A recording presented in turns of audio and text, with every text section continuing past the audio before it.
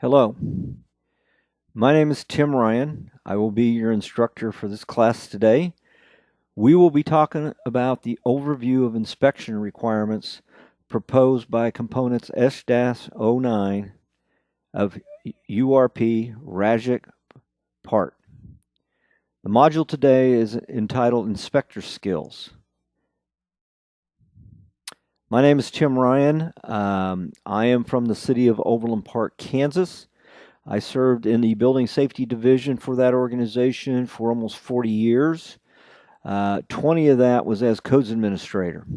Initially, I served as a field inspector, field supervisor, plans examiner, plan review supervisor for my first 20 years. And then, as I said, the last 20 years of my tenure with the city, I was the code official. I'm certified in over 15 separate categories of the International Code Council. I have served in multiple positions on boards of direction, first with the BOCA International Board of Directors, that's the building officials and code administrators. That organization, along with two other model code organizations, merged in 2002 to create the International Code Council. I served on the ICC Board of Directors from 2002 until 2009. Currently, I am the Executive Director of the International Association of Building Officials. I also serve as a presidential appointee to the National Institute of Building Sciences. Just let me tell you a little bit about NIBS for a minute.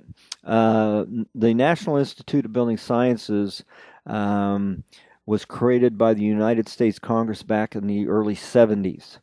That organization serves as an interface between the construction industry within our country and the United States Congress and the President of the United States. And 6 of the members of the board are appointed directly by the United States President. In 2012, I was appointed by President Obama as one of those 6 appointees. I've also received some lifetime awards in my career, the Bob Fowler Award from the International Code Council and the Mortimer M. Marshall Lifetime Achievement Award from NIBS. I'm still very active in the code process. I'm currently the chairman of the ICC Past Presiding Officers. I serve as a moderator at the ICC Code Development hearings. If you've ever gone online and witnessed the code development hearings, you probably have seen me because I'm one of the moderators. I'm usually up on the dais running the meeting. I've served on the ICC Building Code and Standards Committee. I am currently on the ICC Code Correlation Committee. And over my tenure, I've served over 20 different committees and task groups.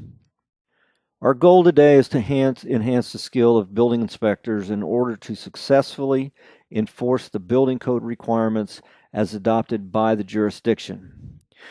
This is accomplished first by knowing and understanding the requirements of the code. Secondly, to encourage team building with contractors, designers, property owners, and anyone else involved in the construction of the buildings, and to support the premise that the inspector and the customers are not on opposing teams. The majority of the class today will be based on soft skills, not technical skills. Our objectives for today is number 1, to understand the importance of providing safe buildings. Secondly, taking the proper approaches to conducting inspections. Third, to establish the proper working relationship with our stakeholders. And while we are technically in an enforcement position, you can be a lot more successful in the enforcement of the codes by looking at this as establishing relationships with the contractors and the designers so that you are part of that construction team. And we will talk about that more as we go along. The fourth one is understanding the importance of customer service. You know, it used to be several years ago, customer service wasn't even thought about.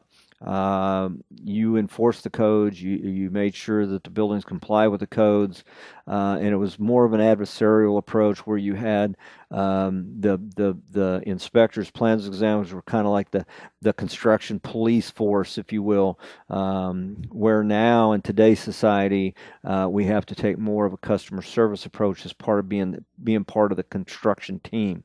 You are a viable member of that team, and you have to work with the other members of the team in order to have a successful project. We'll also talk about doing the right thing and how important it is to have strong morals, to do the right thing when you're enforcing the codes. You don't show favoritism, you stay neutral, and your goal is to make sure that the building is safe at the end of the day. And then with any soft skill class, and that's what this is, we're going to talk mostly about soft skills and interpersonal skills today. Communication skills. Communication skills are so important as to be successful in our business. And a lot of people, when they think about communication skills, they automatically think about verbal communication skills. We're going to talk about not only the verbal skills, but the other communication skills. And you'll see that when we get to that point in the presentation. So the first thing we want to start off with is the difference between hard skills and soft skills. What are hard skills? Hard skills are very specific, teachable abilities that can be defined, observed, quantified, and measured. For an inspector, these are the technical skills required to perform the job. Skills that are measurable about number of inspections conducted, understanding the technical requirements of the code, understanding engineering principles, understanding construction principles, things of that nature. That is technically specifically defined hard skills. And again, these are the skills associated with being an effective inspector. But we also have to understand that a big part of our job is the soft skills. And those skill sets are very important in order to be successful at enforcing codes. What are soft skills? Well, soft skills are not quite as easy to measure as the hard skills. A lot of it is based on personal qualities, personal habits, attitudes. Some people have good attitudes. Some people have positive attitudes. Some people have negative attitudes. Some people have bad attitudes, and we're going to talk about those. Other things such as social graces, those all are very important to being successful as a building inspector or plans examiner, and they enhance an individual's interactions and job performance. Direct learners to these skill sets are very important in order to carry out your job. And the thing about soft skills, it's not just important in your professional career. Soft skills can be also very beneficial in your personal life. Your interaction with your children, your interaction with your spouse, your friends, your relatives, whatever the case may be. Positive soft skills can enhance those relationships. And that's really what soft skills are about. It's about building relationships, both positive relationships, professional relationships, personal relationships. It's very important that we develop those types of relationships. So the first thing we want to start off with is do you have a job description?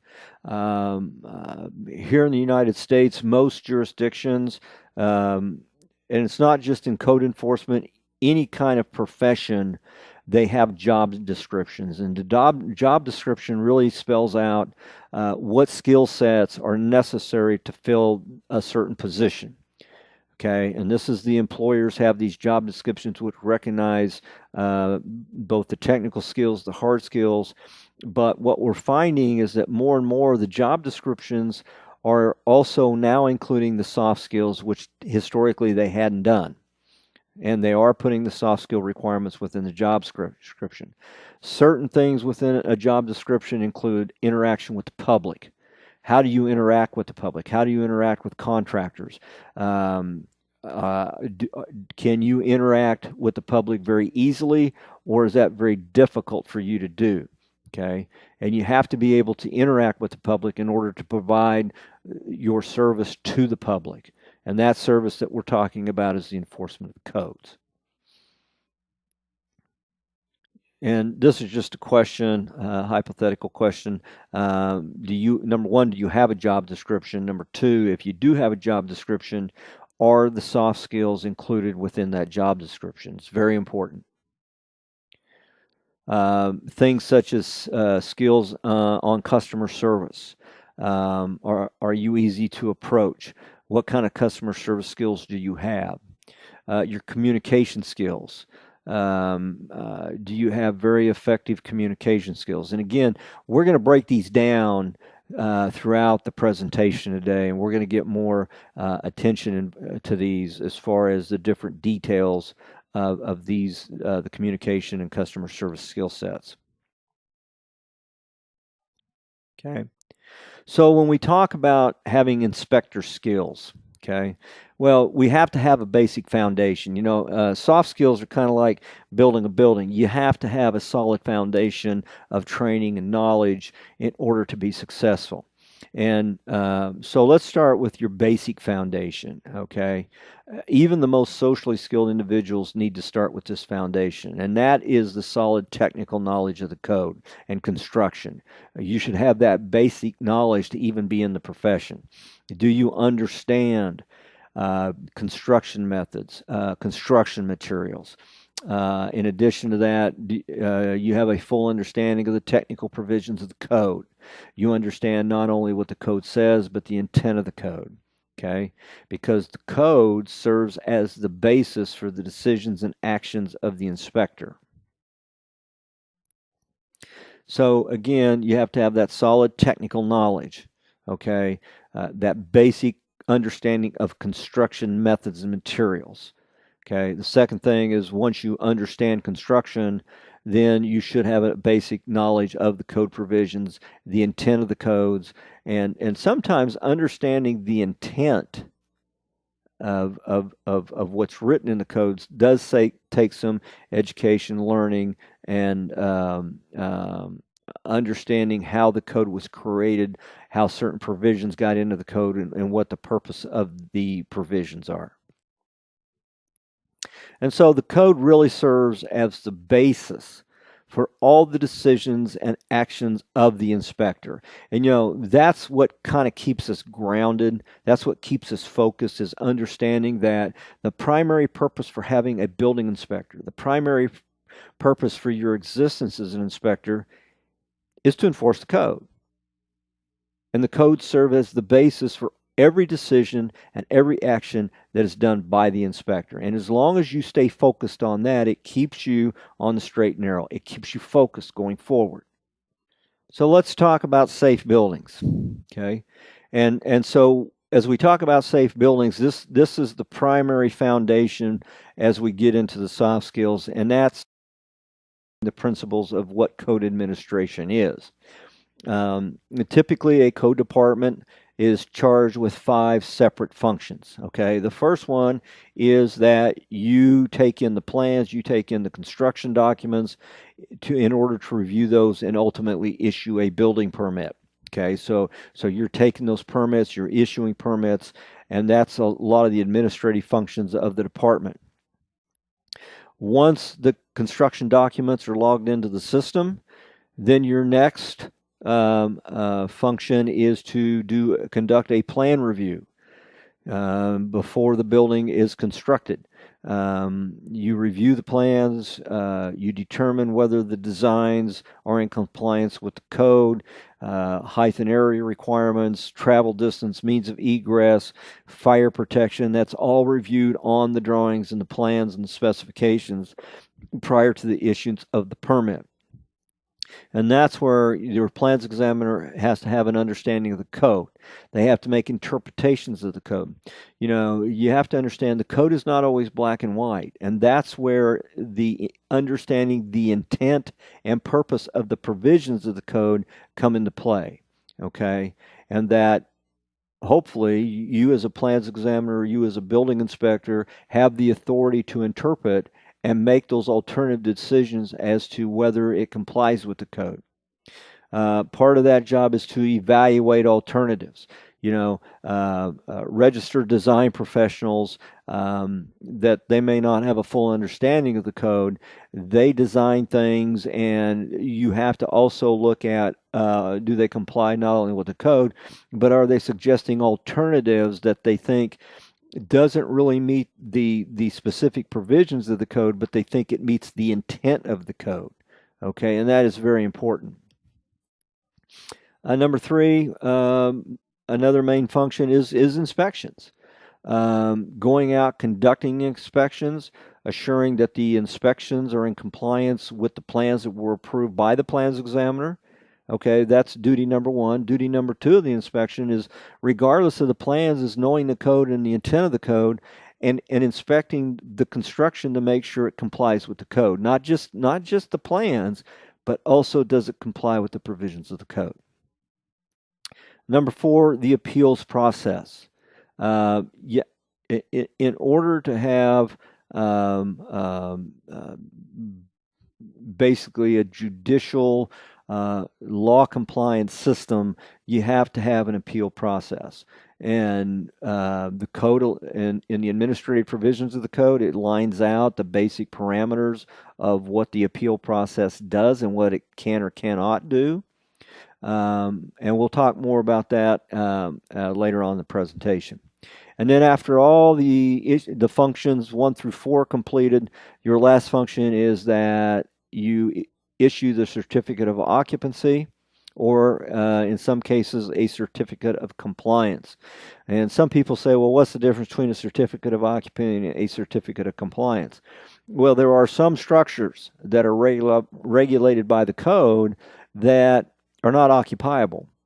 For example, a cell tower.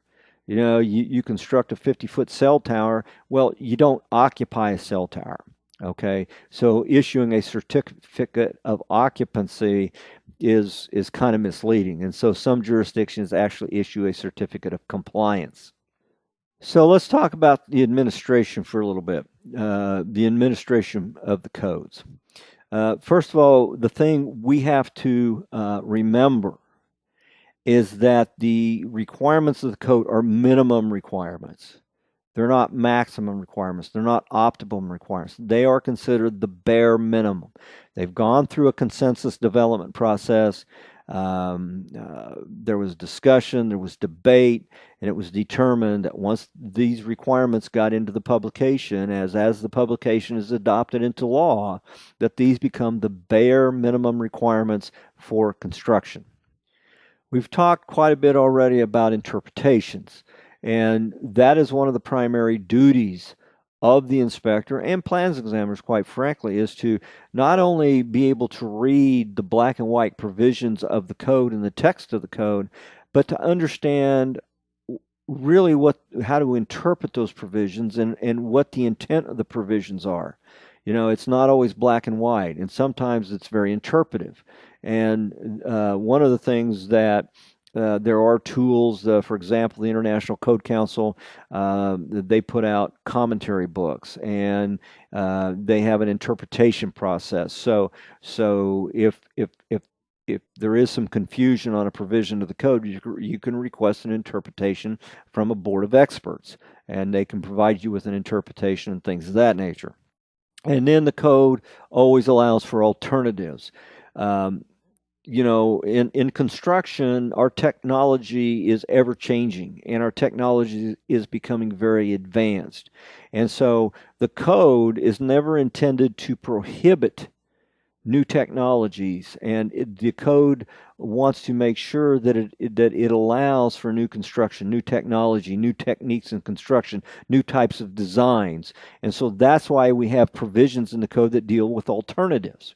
Now, the key to an alternative is that the code official or the jurisdictional inspector or plans examiner, when they are they're out doing an inspection and they're looking at the construction, okay, and they have to be able to determine, does it meet the code or does it not meet the code? And sometimes they're using some level of new technology, and you may not know specifically whether it meets the code or not. But the key is, does it meet the intent of the code? There's that word again. And you have to understand the intent of the code. And does it meet the intent of the code? And that's where we get into alternatives, is any alternative has to meet the spirit and intent of the code as well. And you have to make that decision. You may have to do some research. You may have to look it up, get on the World Wide Web and do some study on it. So let's talk about minimum requirements. Again, you have to there has to be an understanding of how the codes are put together. Okay, if and right now where I'm at, I'm in Chicago right now conducting this class, and I'm in Chicago because we have the next round of code development hearings going on right now. I'm a moderator, and in just a few hours I'll be up moderating and listening to proposed code changes to the code. Okay, so the main thing is, as I keep saying, we have to understand what is the intent of the provisions of the code. What is it trying to achieve? What level of safety is it trying to achieve? Okay, and you have to understand that as a professional inspector. The other thing you have to understand is when the code is written, is based on a consensus process. Well, what does consensus mean? Well, consensus means that maybe the people voting to put it into the code didn't all agree. And sometimes it's just majority rules, and you got 300 people in the room voting, and you had 160 voted for it, and you had 140 that didn't vote for it. So you had a 20 vote difference, but the majority rules. So that's what we talk about consensus. And the other part of consensus is that there is deliberation, there is testimony, pros and cons of why something should go into the code. And so that is all taken into consideration by development committees and the people that are voting, and they understand that. And so then they cast their vote. That's what consensus is. Okay, it's a majority ruling based on the technical provisions of the code development process. The other thing when we talk about minimum requirements, the balance. And what do we mean by that? Well, there is a balance of expertise that goes into writing the codes. It's not just code officials. You have code officials, you have architects, you have engineers, you have contractors, you have manufacturing companies represented. So you have all of these different entities with all this different construction experience that come together at the code hearings, and all of all of those skill sets come together to discuss what the requirements of the code should be. And that's where we have balance. Okay, and when you look at the committees we put together, we have certain rules. We have a consensus rules to where the committee is a balance of expertise. It's not just code officials, it's not just architects and engineers, but it is a balance of these different backgrounds that come together in order to vote on the codes that go into the publication.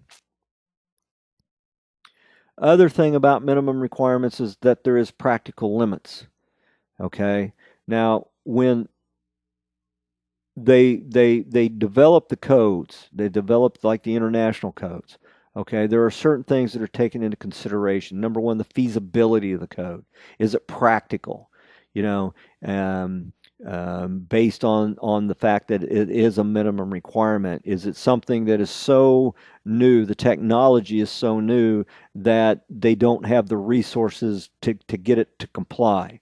Okay, so that's not feasible. Okay, the same way with if bringing a new standard. Well, if a new standard is in the process of becoming a standard, but it hasn't been completed, well, you can't really put that in the code because it hasn't been completed yet. Okay, so that gets into this whole feasibility scenario. The other thing that we take into consideration when we develop the codes is affordability. Again, that's why we say the codes have to be minimum. We don't want to write codes that are going to be so costly it's going to put the average person out of the market to buy a house or to build a building. Okay, and that's why affordability is a big part of the discussion. The example I'll use, and let's take our lumber grading. you could write a code that says, well, when you're constructing a single family dwelling, that uh, all the lumber that's to be used is a minimum of a number one grade Doug fir. Well, but that's not practical, particularly when number three lumber may get you the spans that you need based on the spacing, and it's not as costly as getting the number one lumber. So that's what we talk about affordability. That's what we talk about why it has to be a minimum requirement to achieve the basic level of safety that we need within the buildings. And that goes to the affordability. So let's talk about interpretations. The inspector in the field has the responsibility to review the construction for code compliance. And when I teach classes, I teach it that it is my hope that the inspector in the field not only has the responsibility, but they also are granted the authority to make the decisions in the field, that they've been trained, they have the experience, they understand the code, and that they have the authority to make the decision in the field in order to keep the project moving. And why is that important? Well, if you have an inspector that doesn't have the proper training, they don't have the proper background in construction, and they're constantly have to go back into the office or have to call somebody to ask them a question about, does this meet code, does it not meet code, it slows the process down. And the contractors, the architects, the engineers in the field, when you come out to do an inspection, they need an answer because they've got a schedule to keep. They got subcontractors scheduled. They got the sheetrockers, the drywall people lined up. They got the plumbers lined up, and they can't bring them in until you pass this segment of the construction. Okay, and you have to pass that in order for them to go forward with the next phase of construction. So you have that responsibility, you have that authority to understand the code, know the code, and to make those interpretations in the field. Performance provisions. Our codes are kind of a cross between prescriptive provisions and performance provisions. So what do I mean by that? Well, prescriptive provisions are just that. They're very prescriptive. There's requirements in the code that leaves nothing to the imagination. My travel distance with a sprinkler system cannot exceed 200 feet. That's pretty prescriptive.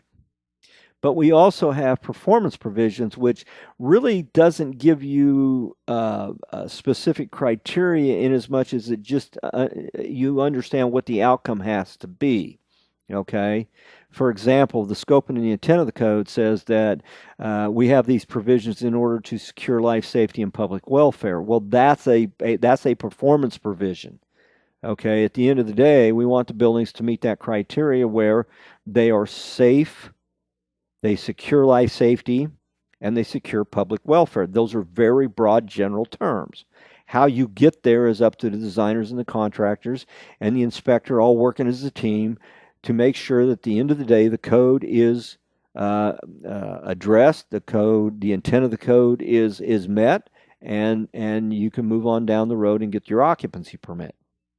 The other thing, when it comes to interpretations, you have to understand something. While the code has prescriptive and performance provisions, there are always multiple solutions to compliance with the code. There is not just one way to do it.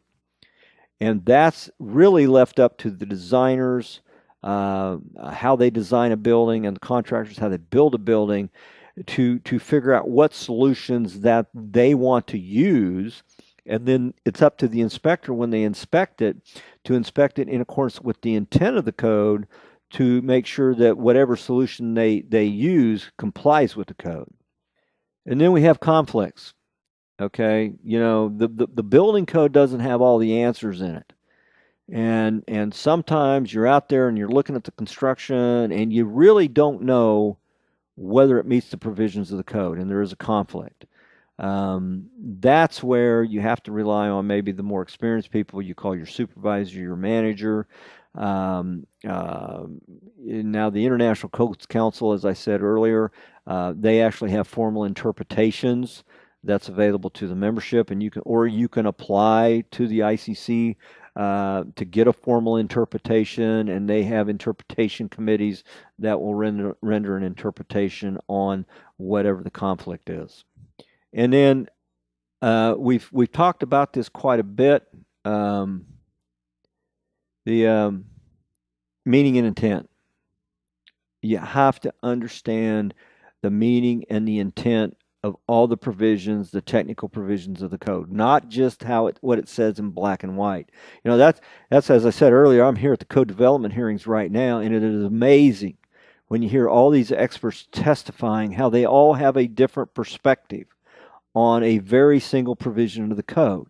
And there's debate, and there's pros and cons to it. So again, you have to understand the meaning and intent of the code provisions in order to enforce it. And again, we have I know the International Code Council. They put out all kinds of commentary books and self-help books and things that you can tap into on their websites, and they're very helpful. Their formal interpretations. Probably the best training that you can get is actually listening to the code hearings. Like I said, they're going on right now. You can get on ICC's website and you can listen to those hearings, and you can listen to the debate, and that's where you really learn the meaning and intent of the codes that are going into. Interpretation continued. Interpretation implying intent requires developing skills in critical thinking. Okay, you have to have that critical thinking ability in order to dissect what the requirements of the code, and the ability to research what's in the code. And that's where you come in with that independent decision making.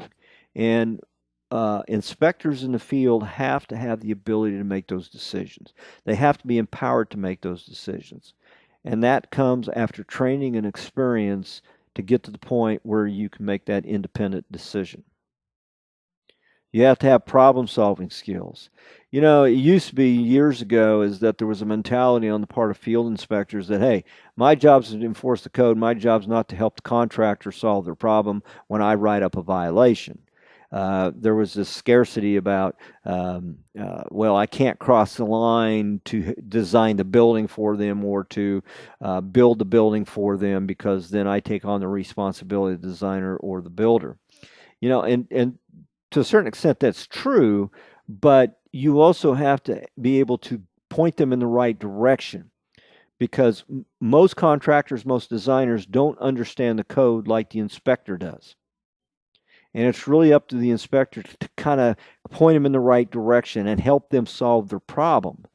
You know, our job is not just to go out there and make their life miserable for them. Our job is not to just go out and write up violations.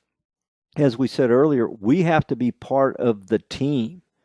We have to be, and when you're part of the team, that includes the contractors and the designers. When you're part of the team, you help solve the problems for the team. And so helping the contractor to be successful is also helping you to be successful in the fact that at the end of the day, you have a building that meets the minimum requirements of the code, and it is safe, and that people can work and live in those buildings without fear of fire or electrocution or unsanitary conditions or whatever the case may be. Now, within the code, within every code, there is a section on alternatives. And this is where there is flexibility within the code. Okay, and basically we put a section in there about alternatives, because again, as I said earlier, there has to be an understanding that the code doesn't cover everything. And there is constantly new technology come out that you have to allow to be used, and you have to determine whether this new technology meets the minimum requirements of the code. And that's where the flexibility comes in. And you have an obligation. You know what? I don't necessarily agree with the provision on the screen where it says you have an obligation to approve alternatives. Let me rephrase that a little bit. You have an obligation to evaluate and approve alternatives to determine whether they are in compliance with the code. So everything we've said to get to so far today all comes to bear on that one bullet. in order to understand whether an alternative is compliant with the code, well, first of all, you have to understand, well, what is the intent of the code provision? And we've already talked about that. So once you know what the intent of the code provision is, then you have to research the alternative construction method that they're proposing, and you have to research it to determine, does it meet the intent of the code provision? That's your job as an inspector or a plans examiner. That is your job, to evaluate the alternative and determine whether it complies with the intent and purpose of the code. And if it does, then you do have to approve it. Okay? Even whether you like it or not doesn't matter. If it is determined to meet the basic intent of the code, you have an obligation to approve it at that point. Because if you don't, then you're getting into certain legal aspects of malfeasance and misfeasance, and that can put you in harm's way from a legal perspective. They've got this bullet under alternatives, but this really goes with your just day-to-day enforcement of the code. Yes, you have to have an open mind, because every day you go out and you inspect buildings, you are going to encounter new technology and different methods. Every builder builds something a different way. Every design professional, registered design professional, designs things different ways. It's like fingerprints. Nobody does the same thing the same way between the different designers and inspectors. So you have to have an open mind when you go out and you do inspections. And you have to be open to new technology and different methods. And again, it goes back to where you have an obligation to evaluate the new technology or the different methods to see if it meets the basic requirements of the code.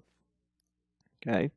Now, one of the things, and there's this little something in parentheses there, and what that is that's ICC puts out evaluation reports. And in the United States, if you are a member of ICC, you're a code official.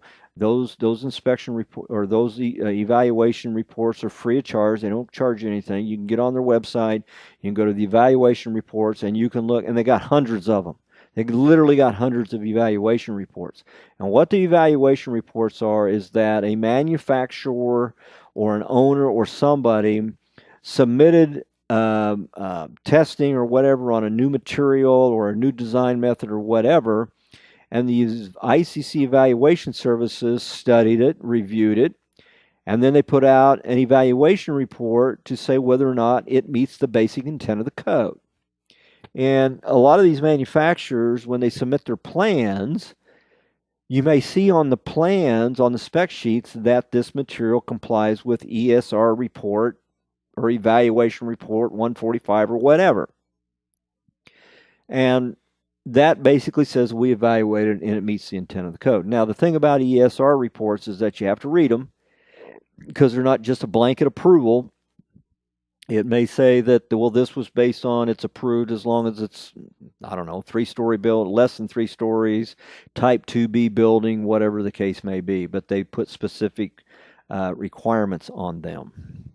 So let's talk about approaches to and so we're going to kind of diverge from the technical aspects of the job, and now we're going to start talking about some of the soft skills, interpersonal skills, if you will, that are very important to what we do and why we do it and how we do it.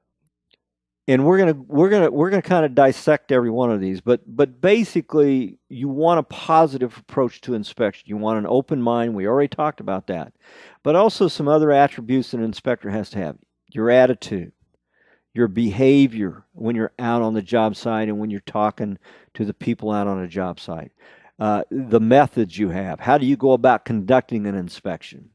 And then your actions.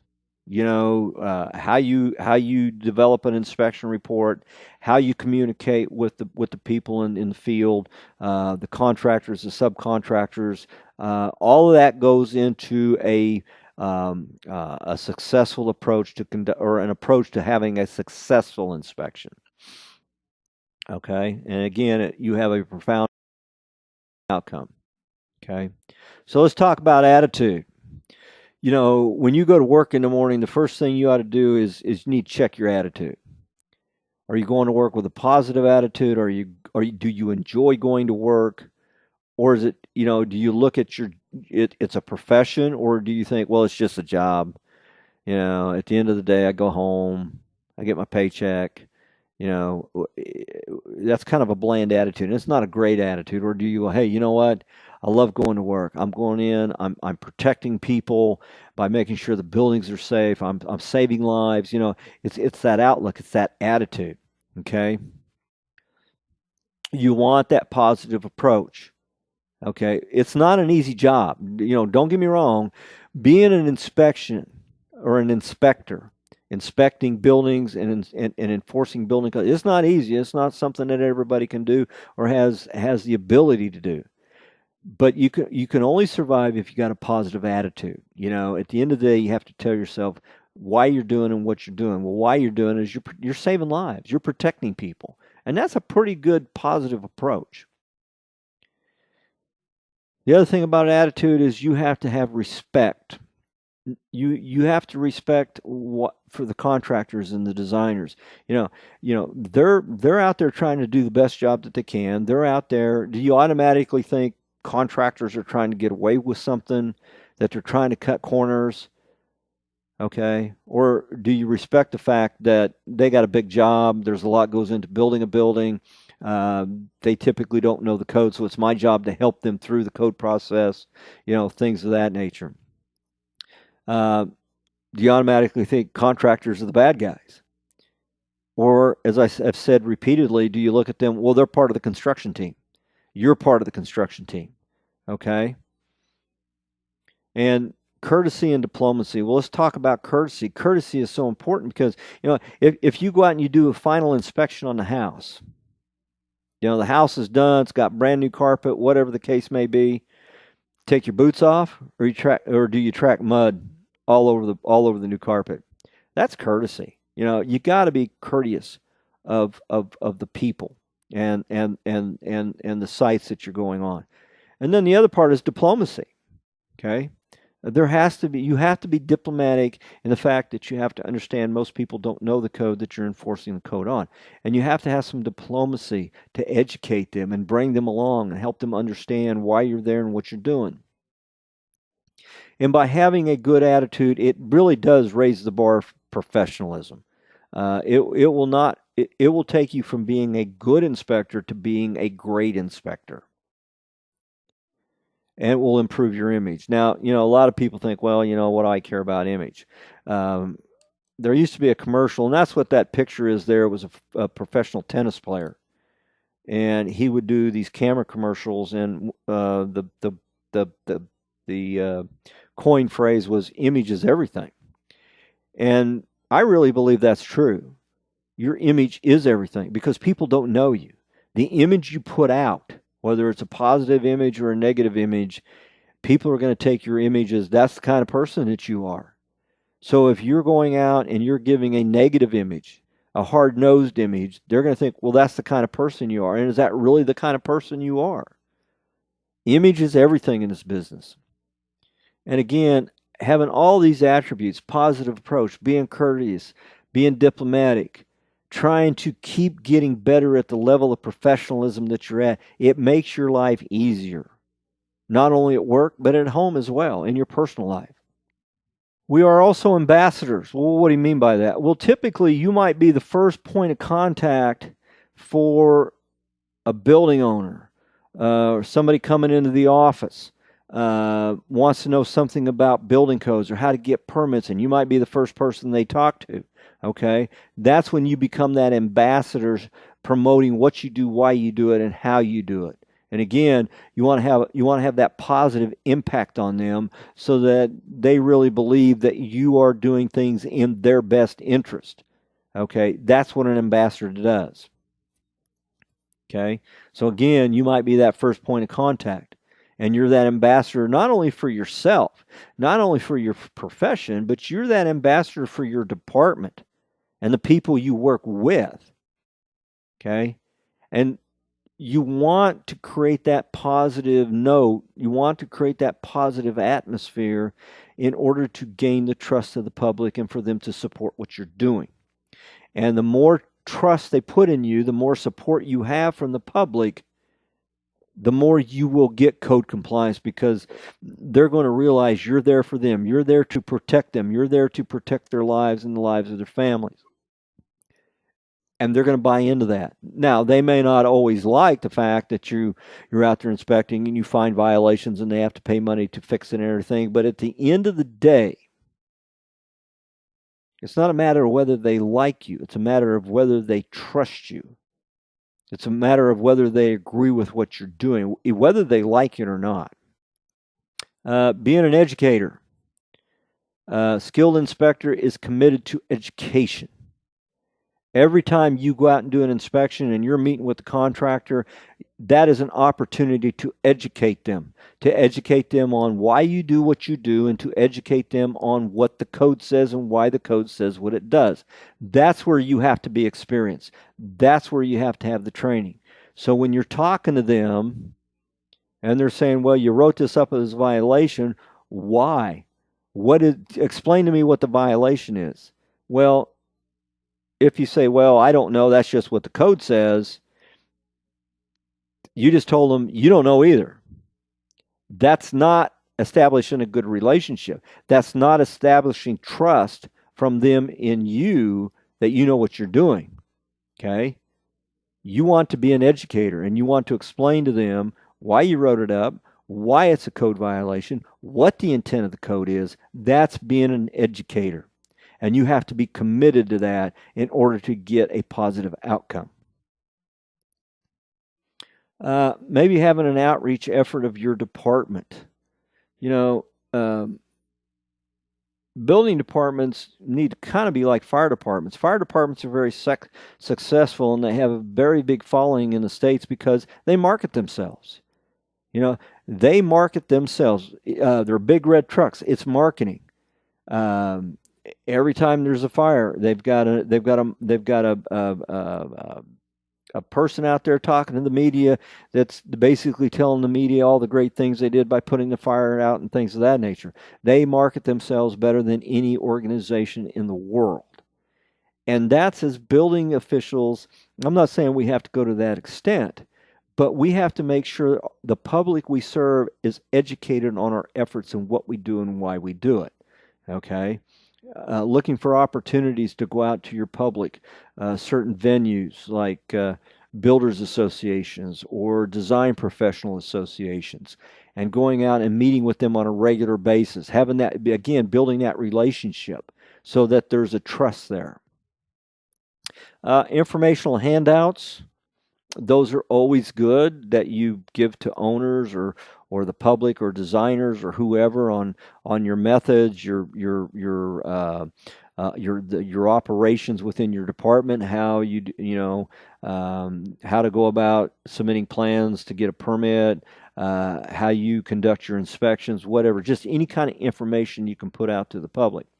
Now, there is a downside to handouts, that if the handouts are based on a certain edition of your code, well, every time you upgrade your code, or every time you get a new edition of the code, now you got to go back and you got to change the handouts. So you kind of want to make them generic. Okay. The other downside of handouts, if you are giving handouts for technical provisions of the code, like in our office, we made these handouts for homeowners on how to go about building a deck on the back of their house. Well, you got to be careful there, because all of a sudden the handout becomes the code according to the owner. And so, again, you have to make sure people understand that this informational stuff, or the handouts, the informational you're putting on websites, whatever, it's not the code. And that you still have to comply with the adopted code as we interpret it and as we enforce it. You can put a lot of stuff out on your website. Most building departments in the States, they have websites, and you can pull up any building department in the United States you want to. They're going to have a website on their building department. You can see what they've got, what kind of information they've got. My jurisdiction of Overland Park, Kansas, has a very extensive website for our building safety division. So just pick one. Pick a city the size of your community that you're in, or the size of city that you're in, building departments, whatever, and you can pull up the websites of a similar size city in the States, go to their building department website, and you can find out all kinds of information. Plan review. We're not really going to talk about plan review a lot. This is based on inspections, but again, plan review is where you kind of get that first opportunity to educate the contractor and the designer as to the code requirements and to what issues they have with their project, and where to make sure that if the plan reviewers wrote something up and they needed to correct it, you need to make sure that information makes its way out to the field as well. So the inspector has to read the file, has to read the notes from the plans examiner, what they wrote up on plan review, what the design professional was to correct, to make sure that the plans that was corrected to get the approval are the same plans that made it out to the field. That's the inspector's job. And again, being an educator doesn't stop just at plan review. You're out on the job site. A good inspector that continues to build that relationship with the people on the project, you're out there, you're constantly talking to them, you're educating them, you're walking through the project, you're finding things, you're explaining. Maybe if you can see something in advance and you can head something off, give them that information, be proactive and not wait for them to call for an inspection. Being a facilitator, why do we want to be a facilitator? Well, it makes things easier. Okay, you want to facilitate the project. You want to facilitate meetings between the design professional and the contractor in advance to make sure everybody is on the same page. And being a facilitator also changes the public's perception. When you facilitate the outcome of something, the public perception becomes, this person's really interested in having a successful project. This person is really interested in making sure we have a safe product and that the safety of our community is ensured. Perception is everything, and we've talked about that. Be a facilitator rather than a regulator. And by that, I mean, just don't go out and beat people over the head and say, well, that's wrong, write it up, you fix it, and I'll come back. Being a facilitator is going out maybe in advance and getting to know the people in the project and saying, hey, I kind of see you look like you're trying to build it this way, and I'm going to tell you right now that's probably not going to work, and it's going to end up being a code violation, and so I would suggest you do this. Okay, so you're given information in advance.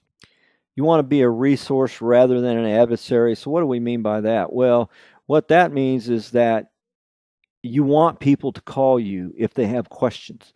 You want people to contact you if they have a question about code compliance on a project.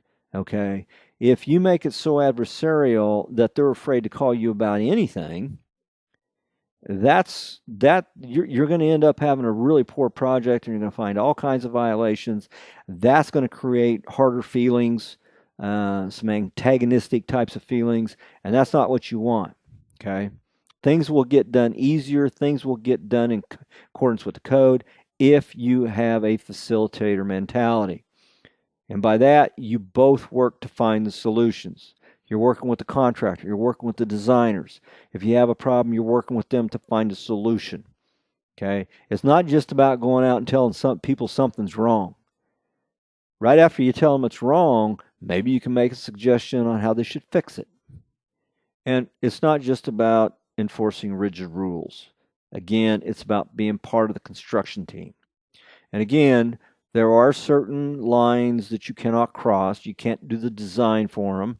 You can't build it for them, but you can make suggestions on what would be code compliant.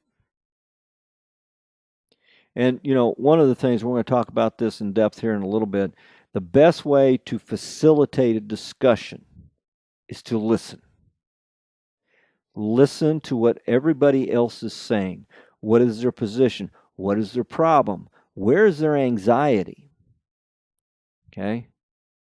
That's where you have to facilitate. And once you listen and you find that understanding of really what the issues are, then you can facilitate the solution to the problem.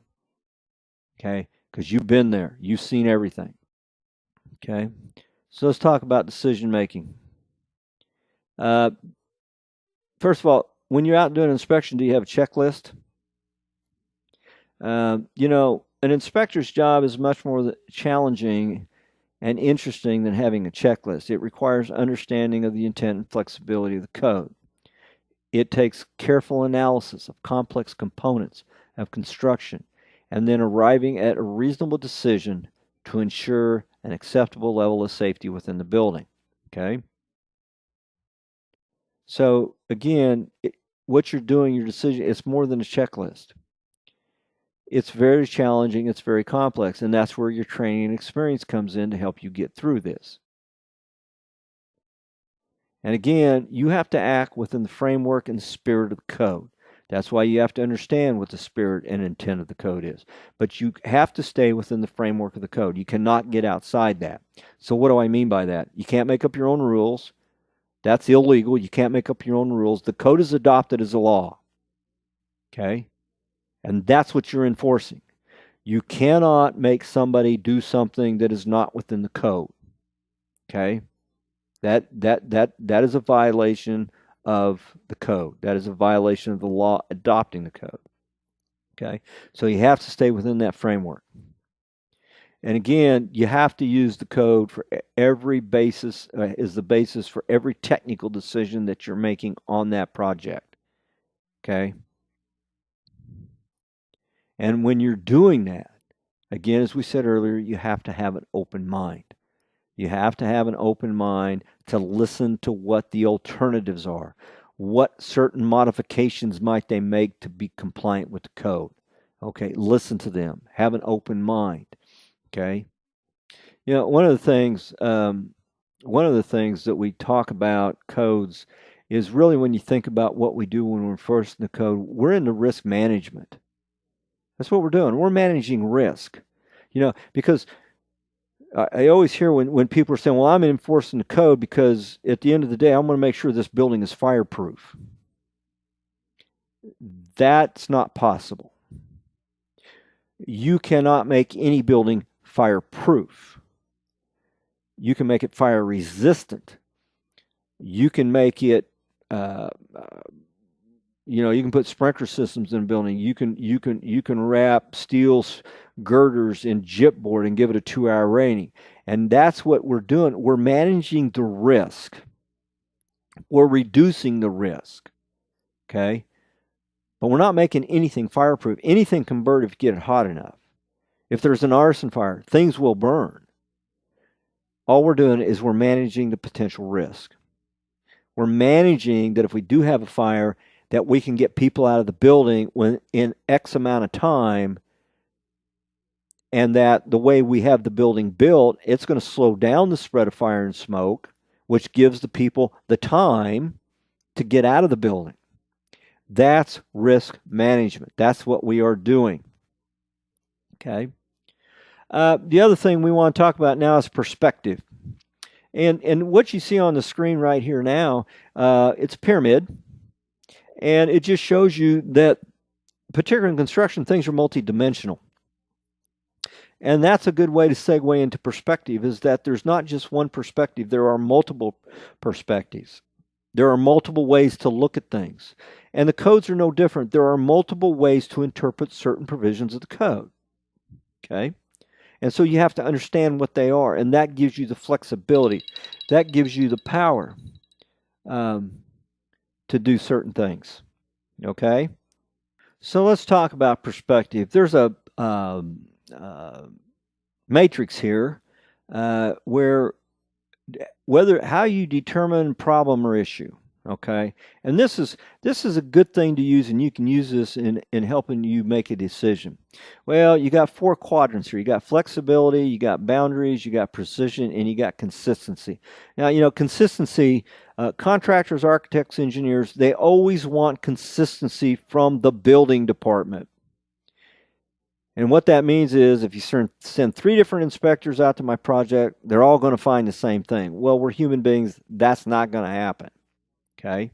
So let's talk about this. Let's break this down. And this is about decision making and finding alternatives. First of all, in the upper left quadrant, flexibility. Well, what does that mean? Well, exploring alternatives. As we said earlier, There's not a one-size-fits-all as far as meeting the minimum requirements of the code. There are several designs, several methods of construction that ultimately will meet the intent of the code provisions. And that's why you have to understand what the intent of the code. And when it says intent of the code, you have to understand the intent of all the code provisions within the code. Okay? When and I think about the series of international codes. And when I was code administrator for the city of Overland Park, and we adopted all the international codes, so every day I came to work, I had 3,000 pages of requirements that I had to enforce. And I had to understand those codes and understand the intent of those codes. Okay? And the other thing, by understanding the intent of the code, is that gives you then the background to determine whether or not the construction, as you are inspecting, meets the minimum requirements and the minimum standards. Okay? And again, we're talking minimum. Excuse me.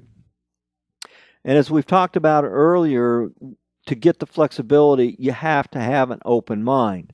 Now, one of the things you have to be careful of, as an inspector, what is your background? If you are someone that came from the trades, for example, let's say in your previous life you were a plumber or a framer, and now you got a job as an inspector inspecting plumbing. You may have a certain bias on how you were trained to be a plumber on certain ways that you thought it needed to be done. You can't do that. You have to have an open mind, because you may have multiple plumbers that learned it multiple different ways. It doesn't mean it's wrong if it's not the way that you would do it. So you have to have that open mind and that flexibility. So boundaries. Well, the first thing on boundaries, now again, this is we build upon this. So so now we understand flexibility. Now we have to take that flexibility and we have to use it when we're trying to figure out, well, what's my boundaries? Okay.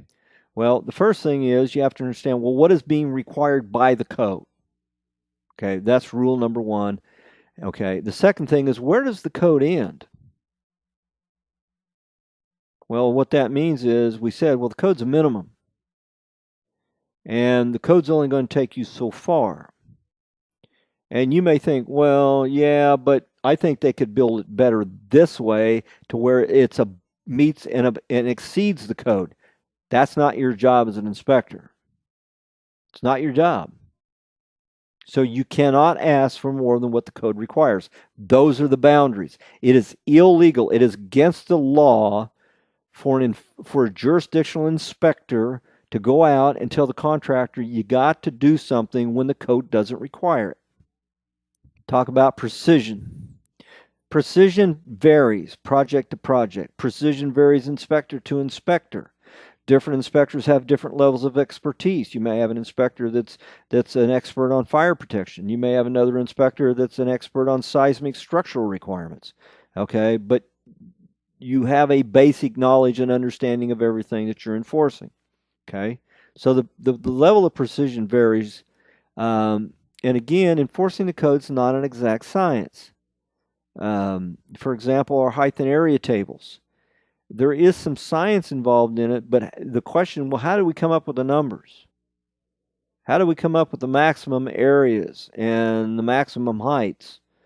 Well, a lot of it was trial and error over several decades of adjusting the code to the point where the stuff we got in there, it works. It actually works. Height and area provisions, for example, is not a new modern thing in the code. Back in the early 1700s, when they were laying out parts of the United States, certain people had requirements for height and area buildings if it was wood construction. That's not a new concept. And then consistency. Sometimes you want to make sure when you're enforcing the code, you're being fair. And you are consistent. Now, sometimes the word consistency is misleading, is that you're not always consistent on how you enforce things. And it really is job to job, inspection to inspection. For the most part, you know the code, but you want to be consistent and you also want to be fair. So what do we mean by that? Sometimes it's based on your instinct, your gut feeling. the situational awareness around you, knowing your surroundings, those types of things. The example we'll give is this one. There's a requirement in the code that address numbers on houses. Okay, it says you build a house, you have to have the address numbers there. Okay, well, the code says the address numbers have to be a minimum of 4 inches or more in height. So they go to the Home Depot store, the hardware store, or whatever, and they buy the typical house numbers. They're on sale, and they're only 3.75 inches. Is that close enough? Would you accept that as an inspector, that they're 0.25 inches off? When you think about it, a quarter of an inch is hardly noticeable. So this gets us back to understanding, so why is that provision in the code? What's the intent of that? Well, the intent of the house numbers is so if the house is on fire and the fire department or the local law enforcement is heading there and they're trying to find the house, well, they want to find it very quickly.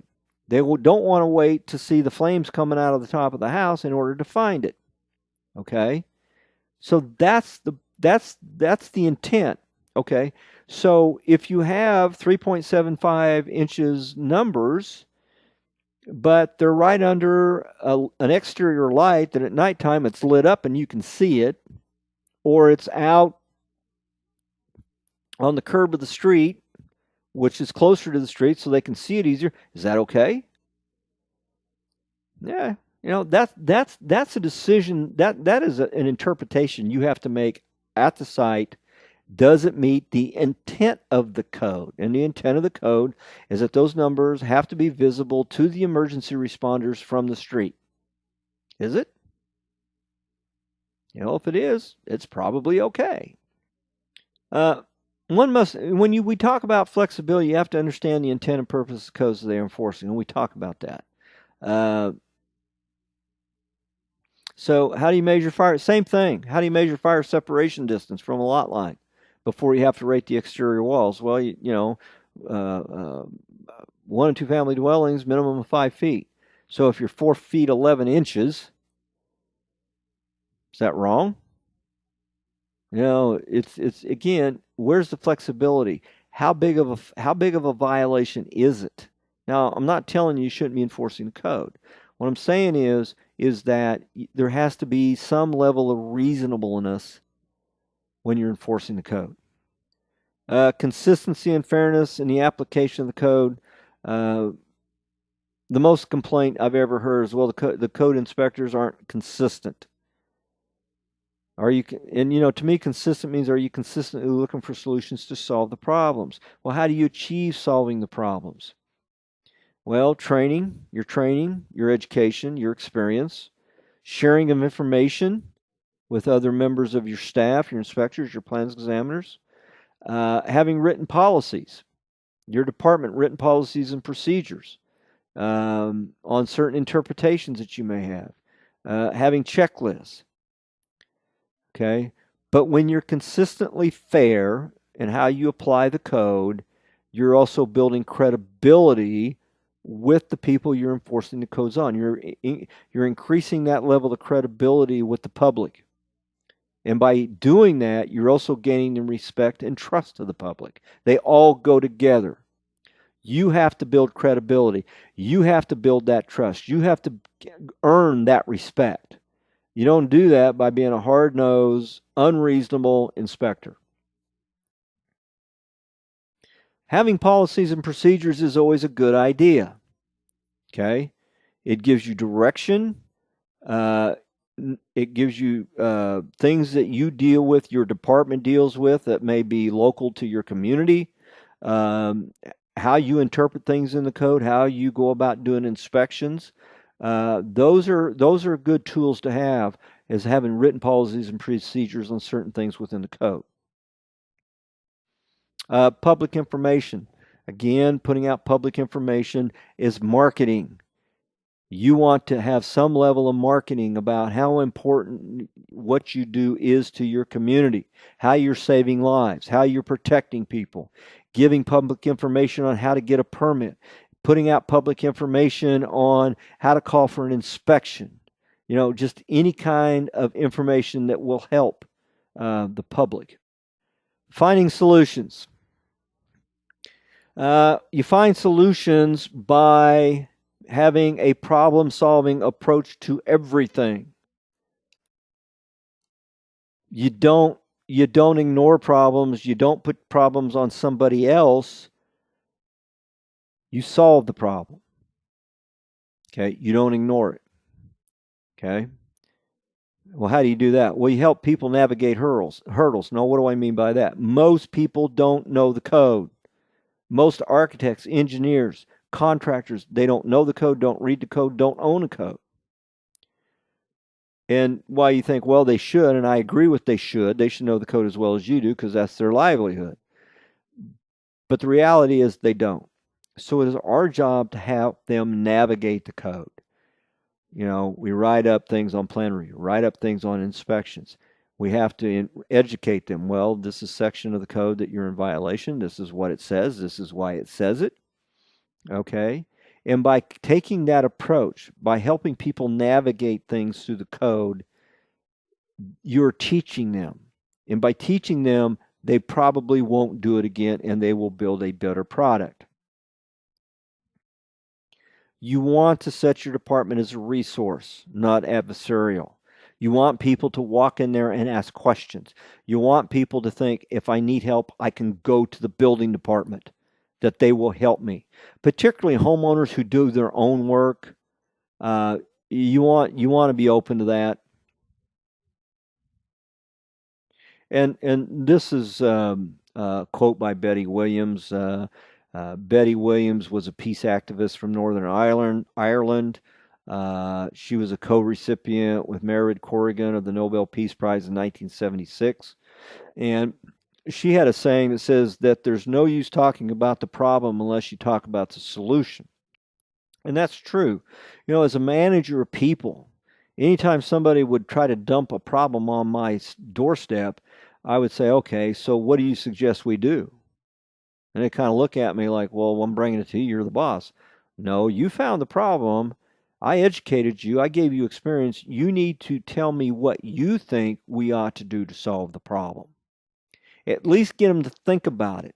And if they say, well, I haven't really looked into it, well, your response would be, well, tell you what, you go back, you research it, you look in the code, you figure out what you think might be a good solution, and you come back and talk to me, and we'll talk about it. That is forcing them to educate themselves.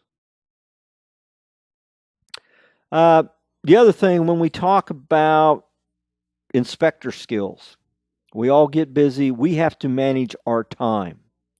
Well, how do we do that? Well, in our day and age today, there's a lot more things out there that take our time than we had 20 years ago or 30 years ago or 40 years ago, such as email. Are you a person that is constantly answering your email? If you are, stop doing that. It takes too much time. My last year as a codes administrator with the City of Overland Park, on average, I'd get about 200 emails a day. Now, I want you to think about that. If I spent an average of 2 minutes per email, that's 400 minutes. See where I'm going with this? That's almost 6 hours. I wouldn't get anything else done. So, first of all, if you have a cell phone that you carry or you're sitting in an office, turn off your email notification, because every time that phone dings, you want to answer it. Well, that takes away from your time. Your job is not to be constantly answering emails. Your job is to be out doing inspections. Okay? So turn off that notification. Find a specific time to answer emails so you're not answering them all day long. Handling paperwork. If you still have paperwork out there, a lot of people are going to electronics now, but if you're still doing paperwork, that's fine. But how do you handle the paperwork? You let somebody else file it. Don't let paperwork manage your life. You're still out there to do inspections. What other roadblocks do you have to your time? Um, Phone calls. We already talked about email. You have to manage your time. Your primary purpose is to conduct inspections, and you have to give the conduct of those inspections your entire daily attention. Now, if part of inspections is taking phone calls because the contractor's calling you asking questions, that's fine. But you probably need to set a certain point of the day, say an hour around lunchtime or the first hour of the day or the last hour of the day or whatever, to where you're going to answer phone calls. But you don't want to be answering them all day long. It will take up your time. The other thing is procrastination. I had a guy work for me, he procrastinated everything. If you tell somebody you're going to do something within a certain time frame, make sure you do it. Because if you don't, and you're a person that constantly procrastinates, you will lose trust of the people that you have to work with. Because if you're procrastinating on time, well, they're saying, well, if he told me he was going to be there at 2 o'clock and he doesn't get there to 3, what else is he not being honest with me about? And again, that perception starts to set in. It's a matter of trust. Other roadblocks, indecision. You can't ever make a decision. Well, does this meet the code? Does it not meet the code? I'll get back with you. I got to go back. I got to check it out. That takes time. Now, we're not perfect. You're always going to have those areas where you don't know. You're going to have to do some research, and that's fine. You understand that. But if you are in a position to where you are constantly have to research everything you need to do because of every decision you have to make, you need more training. You need more experience. You need to go talk to your manager, okay, to get that training. Are your procedures efficient? You know, the managers, do you have efficient procedures? You know, or do you line out your route to do inspections appropriately, or are you crisscrossing back and forth all over the community? Okay. Procedures sometimes are the biggest waste of our time. So make sure your procedures are time efficient. Professionalism. This is not easily defined. There are lots of levels of professionalism. For example, the first one is your appearance. How are you dressed? You know, you may dress differently depending on different meetings that you. So for example, if I was meeting with lawyers for whatever reason, I'd probably have business casual dress on. If I'm going out in the field to meet with inspectors, I've probably got my jeans and boots on. So again, it's your appearance. And not only the, the, the people that you're meeting with, but even if you have a polo shirt and a pair of jeans on, you got ketchup all over your shirt, or you know it hasn't been washed in forever. You want that clean look. You want that professional look, because sometimes that says more than things you actually say, and we're going to talk about that here in a minute. So you don't want your appearance to be offensive to the public, okay? So again, you want to understand what the local expectations are. So let's talk about first impressions. And this is actually from a study that was done several years ago. It's called the 7-Eleven rule. And what is the 7-Eleven rule? And what that is about first impressions. When you first meet somebody, you've never met them before, and you're meeting them for the first time. What this rule is that they are going to evaluate you on 11 different issues within 7 seconds. Within 7 seconds, they're going to evaluate 11 different issues, and after they do, they're going to determine whether they like you, they don't like you, or they don't trust you. You got 7 seconds. That's all you get, and you only get it once. So what are the things that they're going to evaluate you on? Well, within 7 seconds, they're going to evaluate you on cleanliness. They're going to evaluate you on attractiveness. They're going to evaluate whether you're a credible person. They're going to evaluate how knowledgeable you are, how responsive you are, if you're friendly. They're going to evaluate if you're helpful, if you're empathetic, if you're courteous. Here's a big one. Are you confident? Are you a confident person? And number 11, are you professional? Those 11 things. There's a lot of stuff in there, and you got 7 seconds. Don't mess it up, because if you mess it up, it's going to take you a long time to get that trust back. So what else we got? Specialized expertise. Do you know your trade? Do you know the code? Do you know how to conduct inspections? Integrity.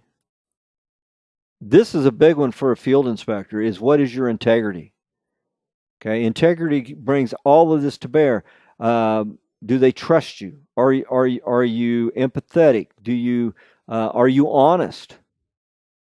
Are you an honest person? People don't want to meet with somebody that's not an honest person. Do you respect people? Are you respectful? Are you respectful to the contractors, the architects, the engineers? And we're going to talk a little bit more in detail on effective communication, but do you have effective communication skills? Are you reliable? If you tell somebody you're going to do something, do you do it? And do you have passion? That, to me, is a big one. Are you passionate about what you do? Do you look forward to going to work? Do you have passion about what you are achieving for your community as far as the safety that you're providing? Okay? Are you passionate about that? Confidence, we already talked about that one. Fairness, we've talked about that one. We've talked about your responsibility. Do you understand your responsibility? Do you understand that by not doing your job and being an effective inspector, it puts the lives of your community at risk? Do you understand that? Are you punctual? Are you typically, sometimes you can't always be on time, but are you on time most of the time? And we've talked about this one, team-oriented attitude. Do you look at yourself as part of the construction team with the contractors, with the designers, with the owners? And appropriate appearance, we've talked about that. Okay, let's talk about getting along. Skills. Some of these we already talked about. You have to be respectful. You have to be helpful, open-minded, fair. We haven't talked much about empathetic. What is empathy? Well, it's the ability to understand and be sensitive to another person's feelings on a personal level, as opposed to sympathy, which is to understand another's perspective. And you should have both of these. And why do we need this? Well, you always want to put yourself in somebody else's shoes, and that's what we're talking about. So when you go out and you write up a book of violations on a homeowner, and they don't have a lot of money, and now it's going to cost them even more money to fix everything. I'm not saying you shouldn't do your job. I'm not saying that at all. But put yourself in their shoes of what you just heard. And how would you feel about that?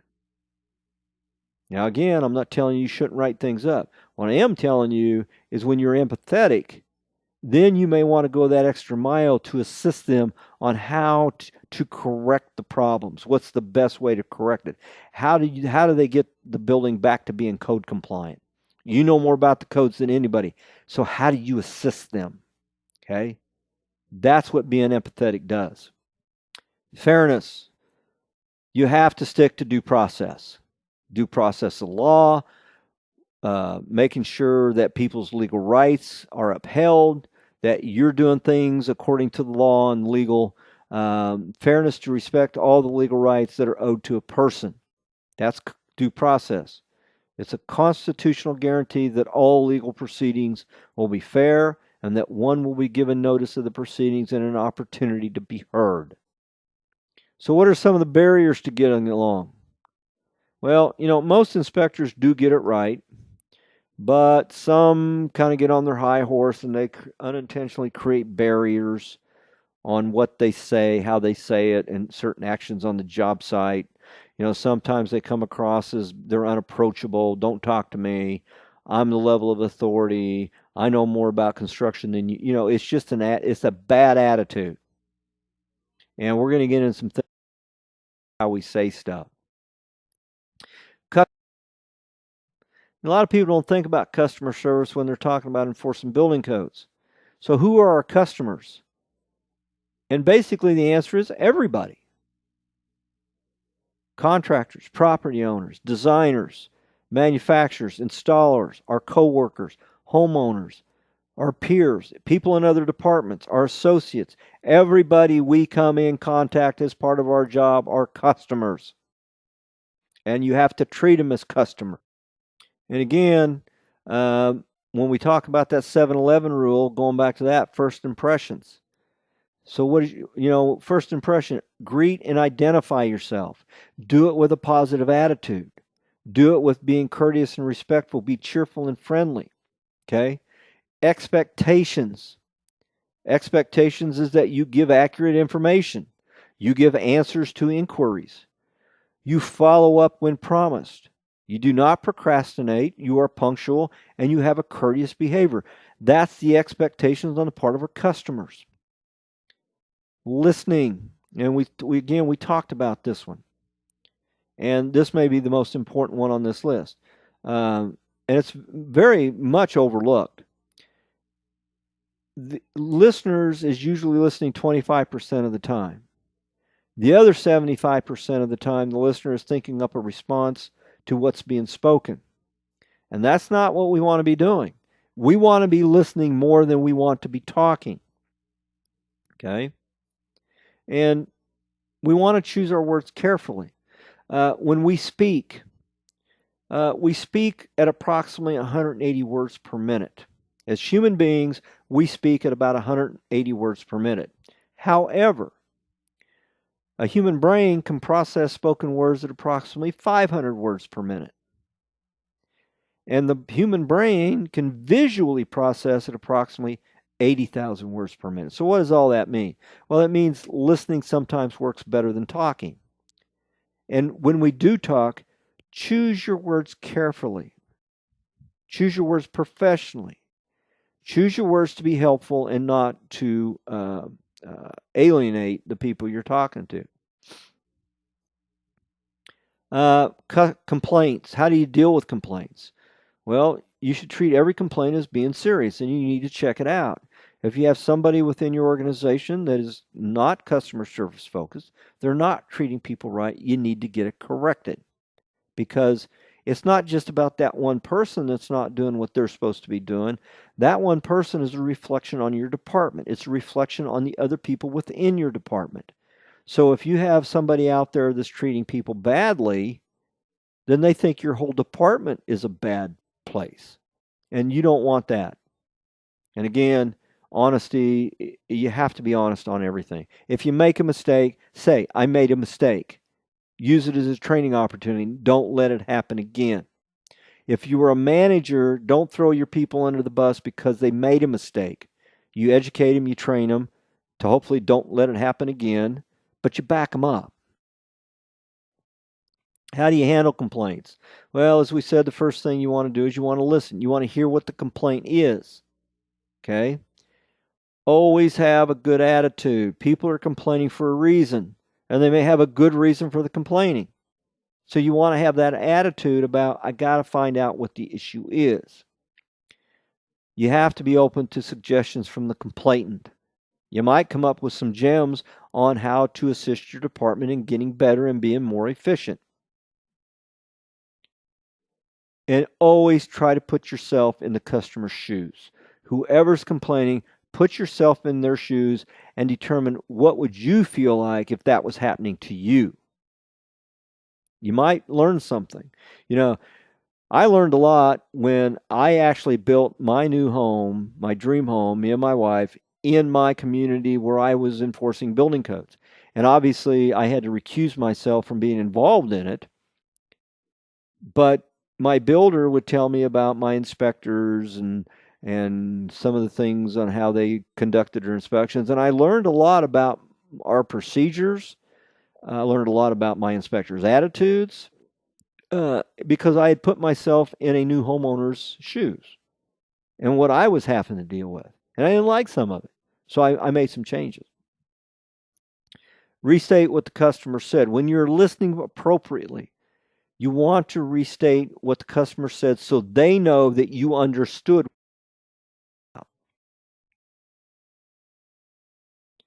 Don't argue with the complainant, because the more you argue with them, the more they're going to complain, and the more the whole relationship is going to deteriorate. What you want to do to the complainant is you want to try to find a resolution, and you want to try to help them resolve their problem. That's being helpful. That's what we've been talking about. And you also know when to cut it off, when any further discussion will not, if they're angry and they're yelling and they're screaming and you can't get them to calm down, you may have to just say, hey, look, we're not getting anywhere. Tell you what, why don't we try to get together tomorrow after everybody has calmed down, and we'll try to find a solution tomorrow. You always want to document and follow up on complaints, because that shows the complainant that you do care about resolving their problem. Why are people difficult? Well, there's a number of reasons. People are people, okay? And if they feel rushed and they don't feel that there's enough time to get things done, anxiety sets in, and they become difficult. They feel insecure. You're doing an inspection, you wrote up a lot of violations, and now they feel insecure. They might feel insecure that their builder isn't qualified, doesn't know what they're doing. They may feel insecure because the building's not going to be safe when they move into it. There's all kinds of reasons why they might feel insecure. They feel angry. Well, first of all, you got to find out, why are they angry. You got to kind of get to the root of that to try to resolve that. They have some need or interest that they're not getting. And so, you have to try to find that out. Or they're just flat out stressed. Their work, home life, their family, whatever. They're stressed out. They can't take anymore. And they're difficult.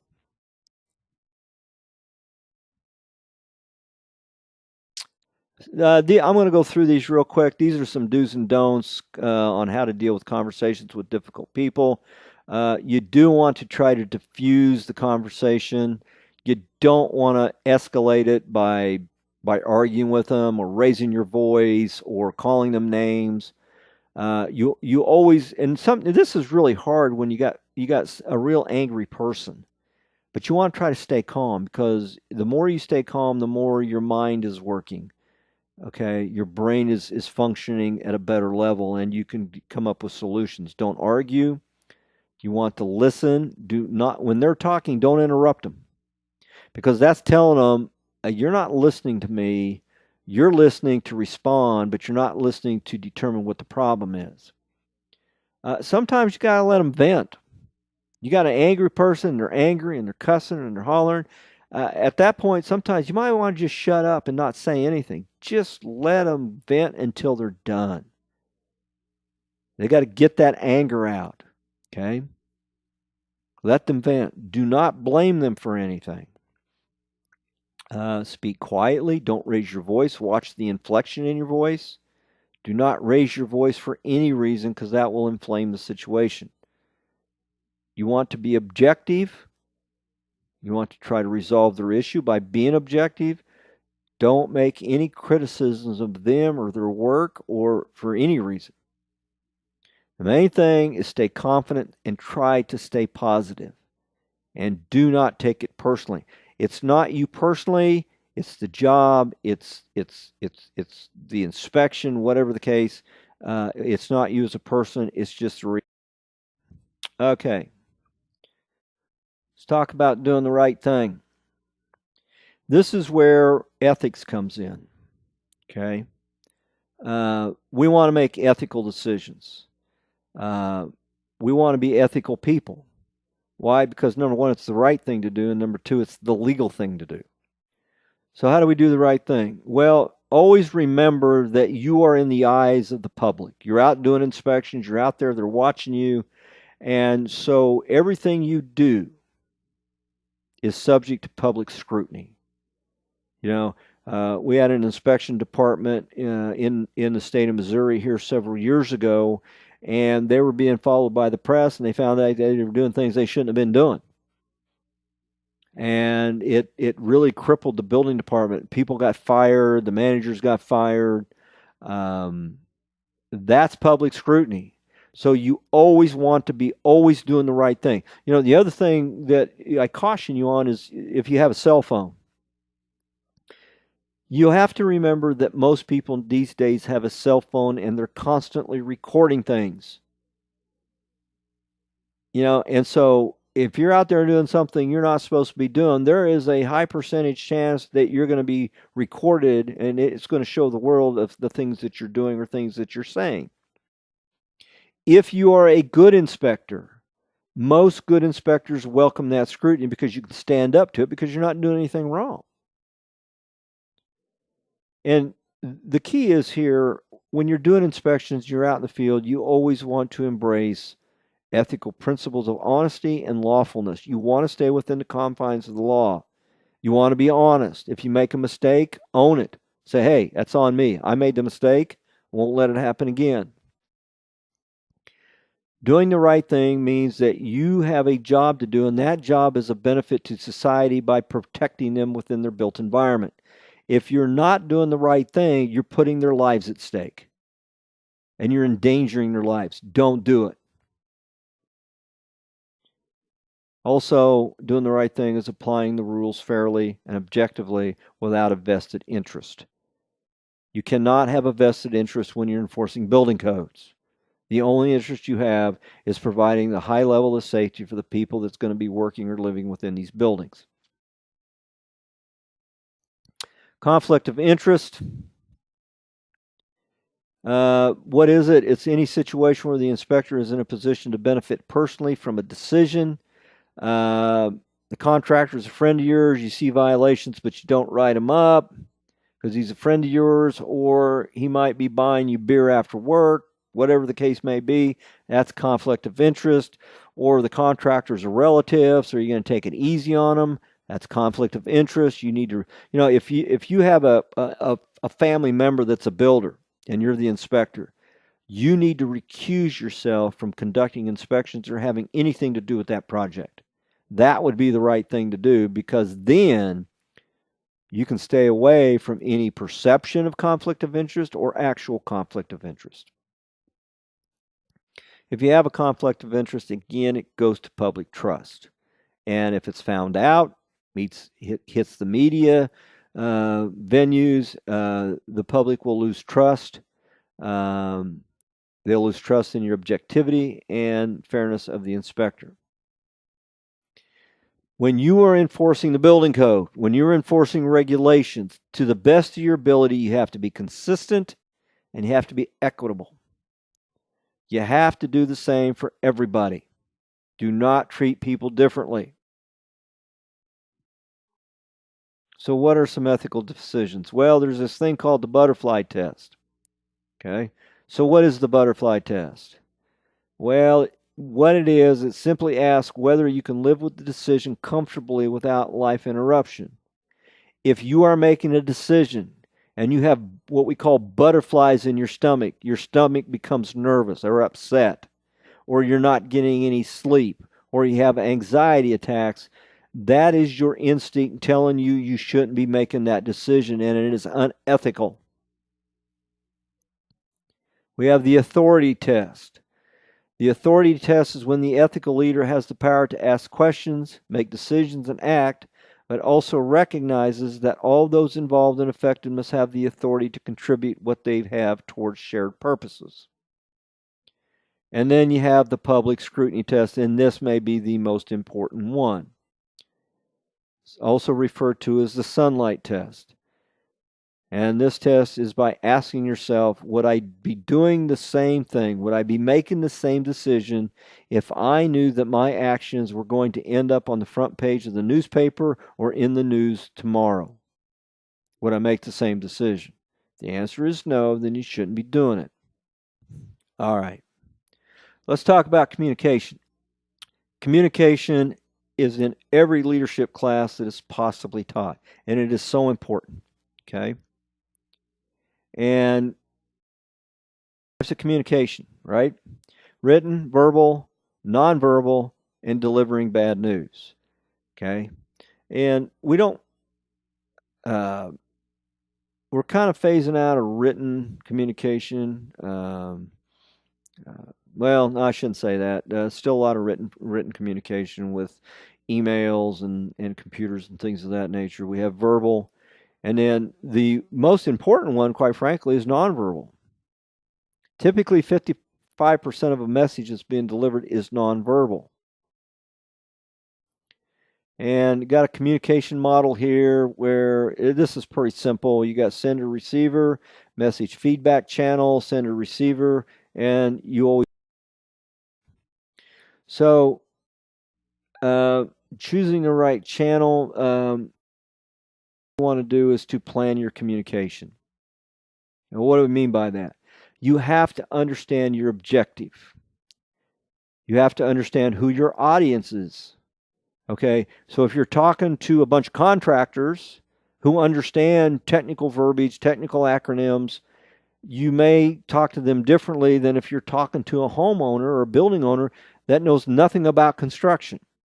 Okay, so you have to know who your audience is, and when you know your audience, you have to communicate in a fashion that's going to make sure that they understand what you're talking about. And if you can, now you can't always, don't always have time to do this, but you should always try to plan out what you are going to say. Know your audience and plan out what you're going to say. You might even have a draft of the intro, the body of the message. And so how do you create a clear message? Well, you have to understand what you need and want to say. And here's the other thing that most people forget about. You have to anticipate what the other person's reaction is going to be. And so you need to think about that before you meet with them. You know what you're going to tell them, and by knowing what you're going to tell them, you want to try to think, well, if I tell them that, I wonder how they're going to react to it. And you have to think about how they're going to react to it. And you have to anticipate how they're going to react to it. And again, you want to have communication so that the other person truly understands and hears what you're saying. Okay? About communication. And this is where sending text messages or being out in the public eye when everybody around you has cell phones, these are truer today than they ever have been. Communications are unavoidable. We have all kinds of communications. We have body language communication. Communications are unavoidable. You are constantly communicating to people, whether you're talking, whether it's your body language, whatever. And once you communicate something, you cannot take it back. You know, I always, people send emails to the wrong people, and then they say, well, we hit the retract button. I've already read it. You can't take it back. And guess what? Communications have a memory. People remember what you say, particularly if you said something wrong or you said something bad. They remember it. And typically communications may not go your way, okay? So, types of communications. Well, in our business, we have inspection approvals. On inspection reports, we write up correction notices. We find violations. We write up the correction notices on what they have to correct. We file notes, our personal notes. If we saw something that we thought, well, we better keep a personal note, it might end up in court. We need to document our decisions on inspections or plan review, or if we told somebody something, we have to document so we've got a record of it. Okay. These are types of written communications. Okay, we got form letters, templates, whatever the case may be. Thing we have to be careful of is email tips. There is no privacy on email. Once you send that email out, you have no control on where it's going to go. You can write on the top of it, draft, confidential, whatever the case may be, but you still have no control what happens to that email after you send it. So never assume is privacy. When you send an email, regardless of who you send it to, don't ever say anything in an email that you wouldn't say to somebody in person. And you want to make sure the objective this is identified in the subject line. And don't always rely on email. Meeting face to face is still the best form of communication, or calling on the phone when appropriate. Face to face, receiving the message. I always would rather have face to face communication, and there's a reason for that. One, you can see the person, you can read their body language, you can read their facial expressions, and that says a lot. That is more communication than what they're actually saying to you, and so you have to read that communication. So when you're face to face, look at the person. Don't look away. Look them in the eye. You don't want to stare at them, but you do want to have eye contact with them. You have to pay attention to their body language. That is so important because body language communicates more than verbal communication. You want to nod and smile. By doing that, you are telling them that you acknowledge what they're saying. You heard what they said and you're acknowledging it. They know you're listening to them. Always allow the person to speak. You do not constantly interrupt them. Let them speak. Let them tell you what their purpose is or why they're there, and you want to listen to them. At that point, listening is the best procedure. Do not interrupt them. Interrupting people while they're talking is rude, no matter what the situation is. Do not interrupt them.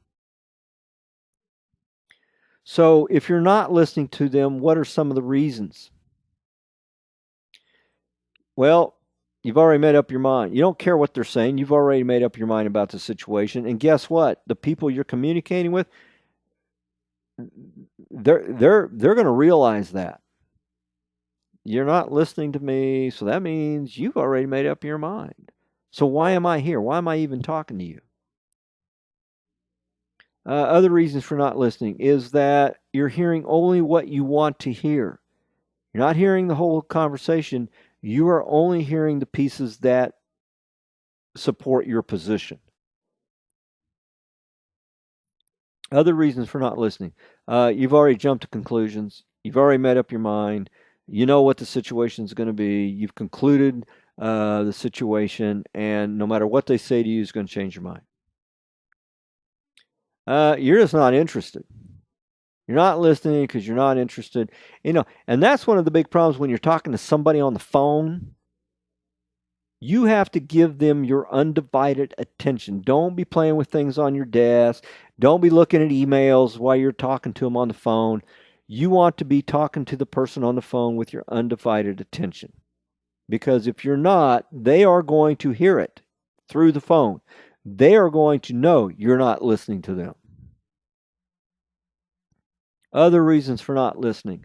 You're angry, you're upset, or you got other things on your mind and you don't really care about the conversation.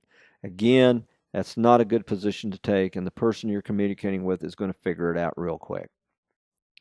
The next one is I love dealing with body language. Body language gives informal feedback. Okay, body language can tell you if they're being defensive. Body language can tell you that the person tells you that they're agreeing with what you're saying, head nod, whatever. A defensiveness position might be where they're sitting back and they're leaning back in their chair with their arms crossed. They got a frown on their face. That's defensiveness. They are defending their position. They are getting ready to go to war. Comprehension or lack of understanding. You're talking to them, but they're looking around, they're looking up, they're not looking at you. That's lack of understanding. or lack of interest, same thing. You know, they're not looking, they're not making eye contact. Their body language is, they're kind of halfway turned away from you. That's lack of interest. Level of engagement with the message. Uh, if they are leaning forward, they've got good eye contact, they're making head nods. That gives you an idea of what level of engagement they are having with your message. They're engaged, they're listening to you. Other body language deals with truthfulness. Again, the best way there is eye contact. Uh, they don't have a frown. Um, um, they're leaning forward, they're listening to you when they're, that's truthfulness. So let's talk some more about body language and informal feedback. And this is just some data that I think it's important to have. And this study was done several years ago by Professor Mehrabian, and he did a lot of study on body language. And this is what he found. And this is you can pull this up on the website. It's out there about his studies and things of that nature. And this is really interesting. This has always been interesting to me. That what his studies found is that communication, when the human being is communicating, 93% of the communication is nonverbal. 93%. It's all body language. Okay? Only 7% of communication is verbal. And then he further breaks down the nonverbal component. Excuse me. 55% of the nonverbal component was body language. The other 38% of nonverbal component was the tone of the voice. So what they're actually saying says one thing, but the tone of the voice on how they're saying it is saying something completely different. And so it's amazing. So when you think about this study, you got verbal communication, you got body language communication, and you got tone of voice communication. That's how he broke it down. So that's good to know. So when you're communicating with somebody and you understand the different levels of body language and whether they're angry or positive or defensive or whatever, and there's all kinds of information out there and you can read up on this stuff. And I would advise you to do that because body language, reading body language is so important to knowing what a person is thinking, what they're saying, and things of that nature. And this is just kind of a diagram, and you could print this out and put it in your desk about nonverbal communication, body language. Starting at the top, ways of talking. There's how they pause their discussion, putting stress on certain words can tell you whether they're angry or happy or excited. Their posture, if they're slouching in their chair, usually shows disinterest. Their appearance, and we talked about appearance and how important that is. If they're untidy, that's telling you that probably they don't care about the quality of their work. If they don't care enough about having a tidy appearance, they probably don't care much about the quality of their work either. Head movements such as nodding, that's just giving you confirmation on certain things. If they're making good eye contact and they're nodding their head, that's confirming that they're understanding what you're saying. They are listening. Hand movements, if they're waving or whatever, they're excited or they're disinterested.